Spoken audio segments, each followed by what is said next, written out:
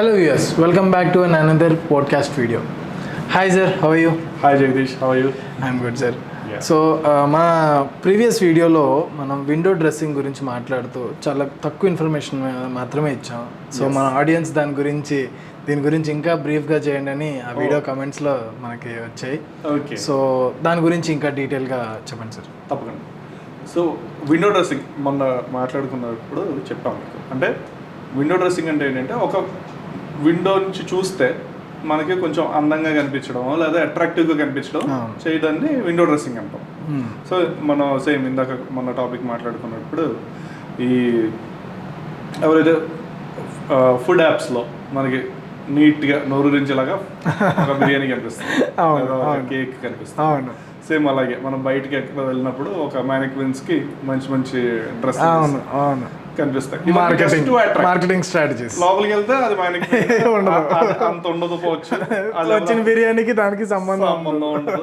ఇలాంటివి చాలా ఉంటుంది. దీన్నే విండో డ్రెస్సింగ్ అంటే ఫైనాన్షియల్ టర్మ్స్ లో. ఓకే, విండో డ్రెస్సింగ్ లో అంటే ఫైనాన్షియల్ గా ఏం చేస్తారు అంటే బేసిక్గా వీళ్ళు చేసేది ఒకటే, అంటే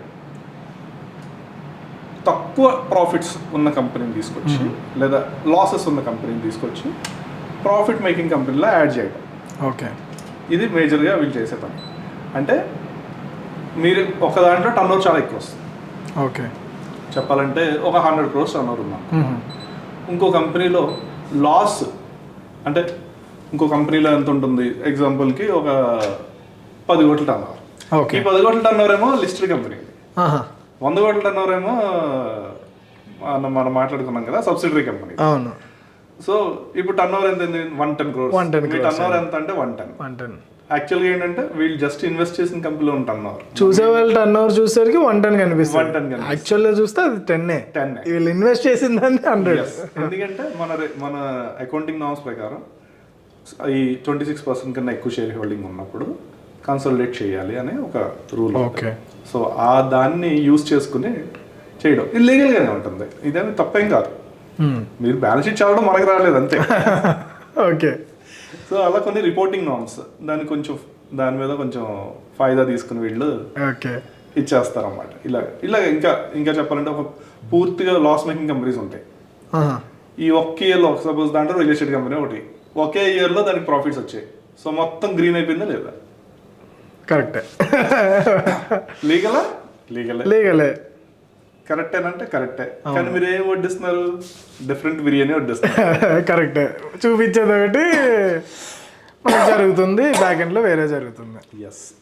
సో అది మనం ఆ డిఫరెన్స్ అర్థం చేసుకోవాలి ఒక బ్యాలెన్స్ షీట్ చేయాలి. దీన్ని విండో డ్రెస్సింగ్ అంటాం. ఇంకా ఎగ్జాంపుల్స్ చెప్పుకోవచ్చు. దీంట్లో ప్రాజెక్ట్స్ వస్తాయి, ఒక కంపెనీకి ఎక్కువ ప్రాజెక్ట్స్ వస్తాయి, న్యూస్ వస్తూ ఉంటుంది. అవును, ఒక కంపెనీకి ఆ ప్రాజెక్ట్స్ వస్తూ ఉంటాయి, అంతే వస్తుంటాయి, ఎగ్జిక్యూట్ చేసినట్టు ఎక్కడ రాదు మళ్ళీ న్యూస్.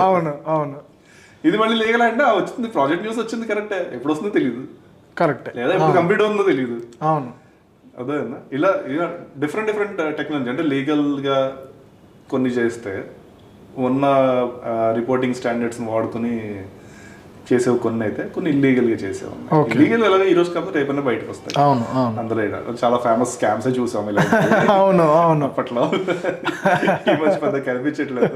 మొన్న ఎవరో కూడా అన్నారు, పెద్ద ఆయన అన్నాడు, మార్కెట్లో ఏదో పెద్ద స్కామ్ నడుస్తుందేమో అనిపిస్తోంది.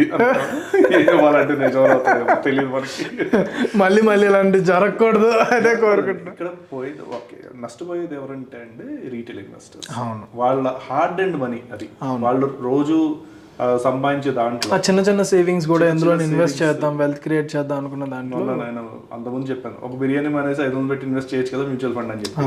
అది సొంతంగానే అంటే ఒకటి మానేసి ఇంకోటి తెచ్చుకుంటారు. అవును, అదే పెద్ద హ్యూజ్ పెద్ద క్యాపిటల్ ఉన్న వాళ్ళకి అయితే అది పెద్ద మ్యాటర్ కాదు. అవును.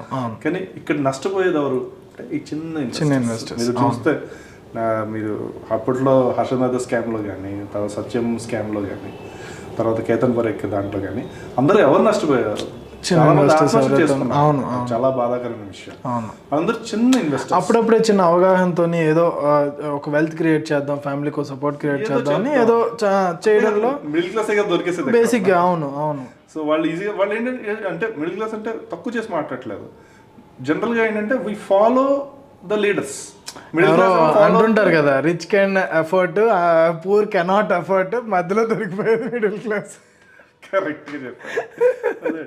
మరి పీపుల్ ఏమంటారు, యూ ఫాలో ద లీడర్ అంటారు. మిడిల్ క్లాస్ కూడా యూ ఫాలో ద రిచ్ అంటారు. అవును, సో ఆబ్వియస్లీ మిడిల్, ఇప్పుడు పూర్ ఏంటంటే ఎవరితో కంపీట్ చేయరు, బట్ మిడిల్ క్లాస్ ఏంటంటే ఏ రోజుకైనా మనం అక్కడ ఉండాలి అనే ఒక ఆలోచన అయితే వాళ్ళ బ్రెయిన్లో ఎప్పుడు నడుస్తూనే ఉంటుంది. ఎక్కడే తప్పులు జరుగుతుంటాయండి. అగైన్ ఇప్పుడు అంటే వీళ్ళ పాయింట్ ఆఫ్ వ్యూలో చూస్తే వీళ్ళు కరెక్ట్గానే ఇన్వెస్ట్ చేస్తున్నారు, అన్నీ బాగానే చదువుకున్నారు, అంతా బాగానే ఉంది, బయటికి చూస్తే అంతా నీట్గా ఉంది, ఎన్ని డైవ్ చేసినా ఏది చేసినా ఫైనల్లీ వెనక కంపెనీ వెనక మనుషులు ఏదైతే జరుగుతుందో అది మనం అంటే అది అవగాహన లేకపోతే. అవును, ఇప్పుడు మనం ఈ వీడియోలతో చేస్తుంది అదే. అవును, ఎగ్జాక్ట్, అది క్రియేట్ చేస్తాం, అవగాహన క్రియేట్ చేస్తాం. సో ఎప్పుడైతే ఒక విండో డ్రెస్సింగ్ లేకపోతే ఏదన్నా సరే మీకు చెప్పాలంటే సడన్ బ్యాలెన్స్ షీట్లో సైజ్ పెరగడాలు, సడన్ గా ప్రాజెక్ట్స్ రావడం, ఒక్కసారి ఆగండి, వై, ఒక్క నిమిషం ఆగి అసలు ఎందుకు జరుగుతుంది ఇది. అవును, సడన్ గా ఒక కంపెనీ సడన్ గా జీరో అయిపోతుంది, 1000 crores టర్నోవర్ వచ్చేసింది, 1000 crores ప్రాజెక్ట్స్ వస్తాయని చెప్తారు, నా తర్వాత కనిపించింది మార్కెట్. అవును, అర్థమైందండి. సో ఒక స్టార్ట్అప్, మంచి స్టార్ట్అప్ ఒక్కసారిగా ఐపీఓకి వెళ్ళింది, కానీ కంటిన్యూస్ 3 days స్టార్ట్ ఈ ప్రైస్ కూడా రాలేదు, కనీసం లిస్టెడ్ ప్రైస్ కూడా రాలేదు అది. ఓకే, అలా ఇంకా కిందకి వెళ్తూనే ఉంది, ఇంకా కన్సల్టేట్ కాలేదు అది. ఓకే, ఎవరు నష్టపోయారు? Retail investors. అవును, అవగాహన లేకపోవడం. అవును, అందుకే సెబీ కానీ వీళ్ళు కానీ గవర్నమెంట్ కానీ ఎక్కువ అవగాహన క్రియేట్ చేయడానికి అన్ని ట్రై చేస్తున్నాం. ఓకే, అది విండో డ్రెస్సింగ్ అంటే. సో విండో డ్రెస్సింగ్ గురించి మీరు తెలుసుకున్నారని అనుకుంటున్నాను. ఈ వీడియో మీకు ఇన్ఫర్మేటివ్ అనిపిస్తే లైక్ చేయండి. మీకు ఇంకా ఏ విషయాల గురించి మాట్లాడాలనుకుంటున్నారో కింద కామెంట్ సెక్షన్లో మెన్షన్ చేయండి. And don't forget to subscribe stock live. Thank you.